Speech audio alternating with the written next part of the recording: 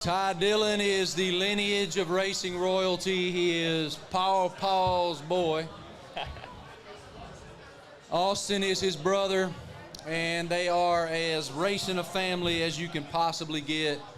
He is a wonderful spirit. I always appreciate his time. So I just want to start with when you grow up that way, when from the moment that you're born, it's all racing all the time.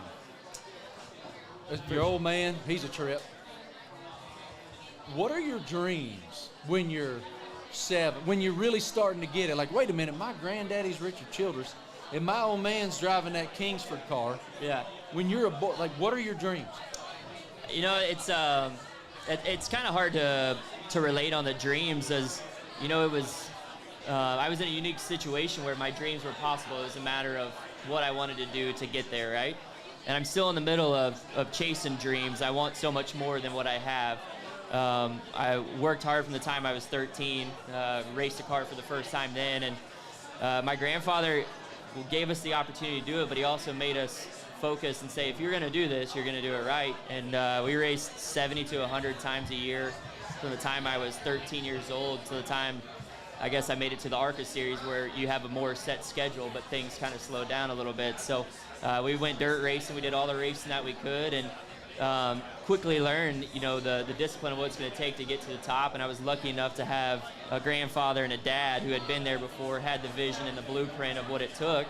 And then it was just a matter of maturity in my life of how serious was I going to take it and make a difference. So what's the best piece of advice that you have gotten from Grandpa and Dad about the journey that is NASCAR racing?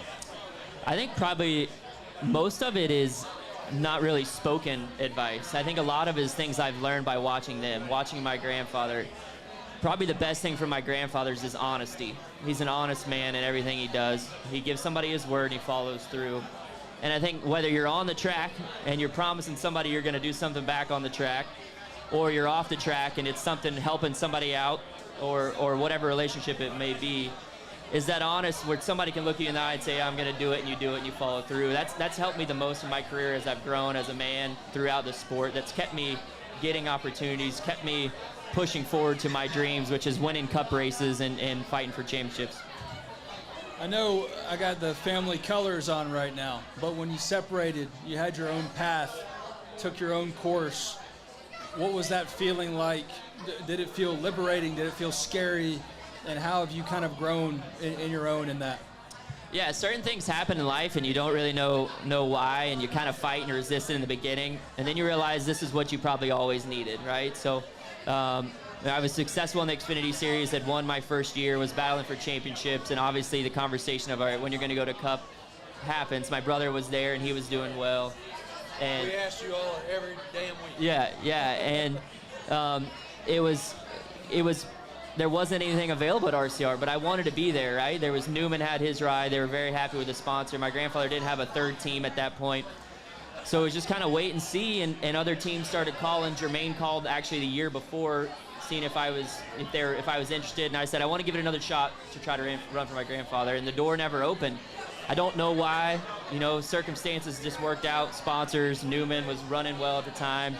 And I took the opportunity that was there with Germain Racing, and you know, I was there for a great 4 years. I learned a lot in my rookie season with a team that was hoping to grow and hoping to continue and had a long-term vision. We had a great sponsor with Geico. And then they ended up changing their partnership, going to a full-time NASCAR partner, which ended up eventually shutting our team down. Put me in a situation where I was out of a ride again at a very bad time in the season. Typically right now is when you're working on your next deal, and I just didn't have much opportunity. So it put me in a place where it was either, if I want to do this and I want to keep trying to be the best race car driver I can be, win at the Cup Series, which I believe I can do, be a champion, I'm going to have to dig in deeper than I've ever had to in my career. The opportunity of knowing that I was going to have a ride the next year was gone for the first time in my life. I'd always knew what I was going to do. And what was that emotion? It was tough, you know. There's so many days where you want to give up. You don't want to make another phone call. My wife was so good to me in that time because I was emotionally all over the place, right?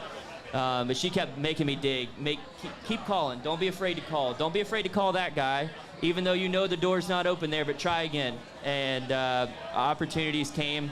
I think I ran 16 races last year for 3 different teams, 2 different manufacturers, all the series that you could run, just hoping to get something to click, right? And I think it was so cool to get to race for Joe Gibbs and Toyota, something I don't think anybody would have ever thought would have happened in my career. But to get to meet Coach Joe Gibbs, JD, or I love that you still call him Coach.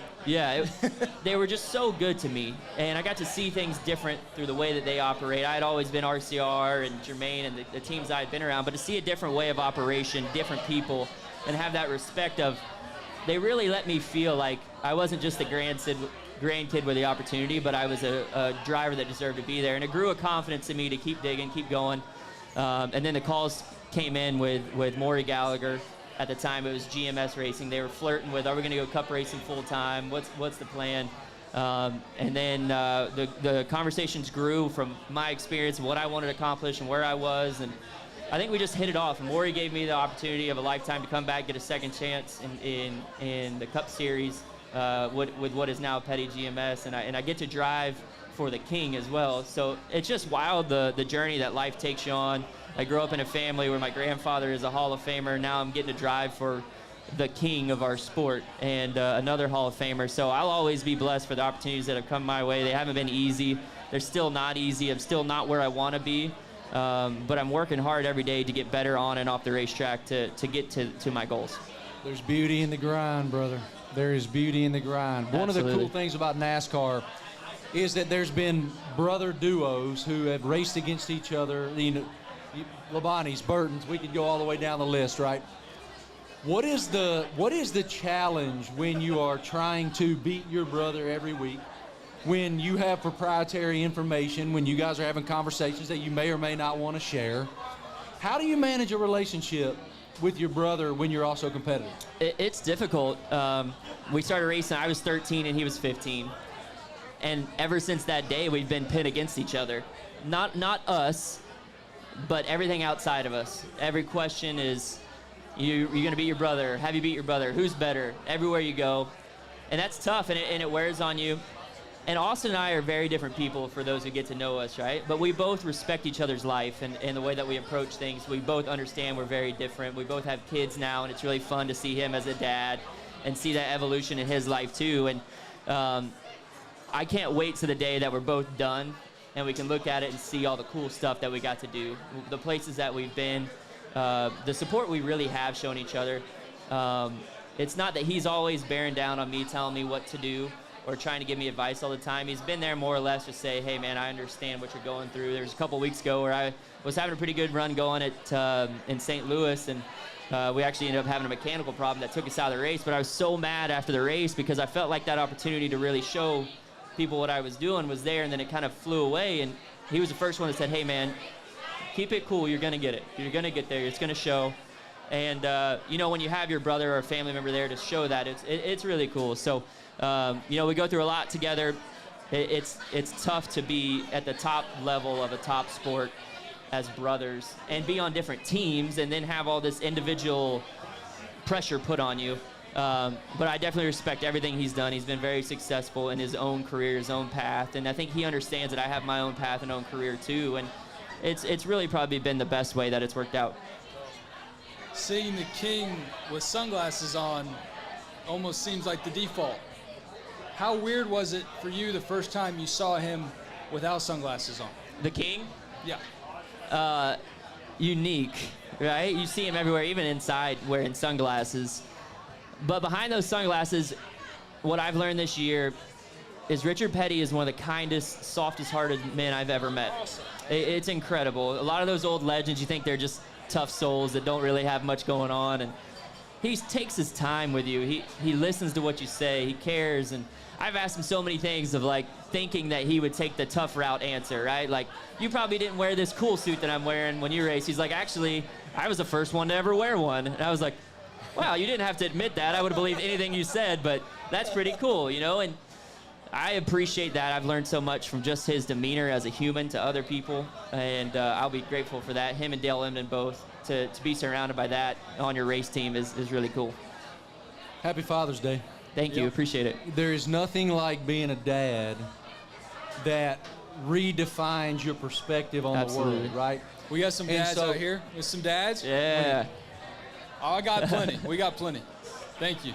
Happy Father's Day to you too. I'm drinking PBR, man. Somebody shoved one of That these was in my actually face. mine. That was mine, but you got it, bro. Thank you. I got a Coors Light waiting on deck. When you're young, you're still young compared to me, but when you're younger and you're chasing that dream, it's all about winning. It's all about succeeding at all costs. Then all of a sudden you become a dad. Yep. And you have that unbelievable perspective. How has becoming a dad and a family man impacted your perspective on chasing it? I think your perspective shifts from right in front of your face to your future, right? You want your kids to see the man that you are, and you want them to see what you would like them to be when they grow older, right? I want my daughter to see me as the man I hope she marries one day, and I hope that he has a challenge outdoing me to the way I treat her.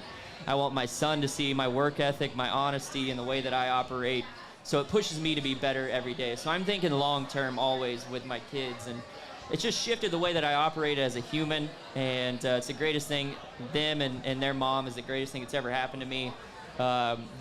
They've forced me to grow. All three of them has forced me to grow from an immature boy when my wife and I first got married to a dad and a man now that I am. And life is beautiful in that way, and you always are growing and learning and becoming better if you're paying attention. And yeah, my kids are the best thing, and I used to get done when I didn't have kids after a race and want to tear a motorhome up or tear something up and fight, and I would carry that with me all week. And now I go back, and my daughter's like, Dad, I don't want to be around the race cars. Can we go draw? Can we go draw or paint, or can we get the colors out, or can we All go in of the a sudden, you backyard? don't feel quite as important. The world is so much bigger than we make it in that moment when Love we Can you make it tell all me a about story? ourselves.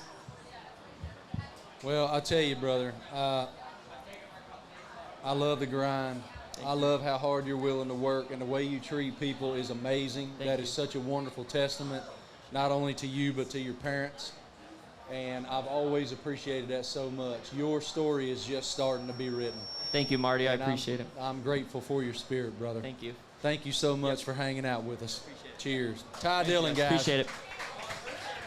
By the way, this is the best looking man in a cowboy hat in the Cup Series, and you can tell his brother I said and that. I think he's got the best looking car too.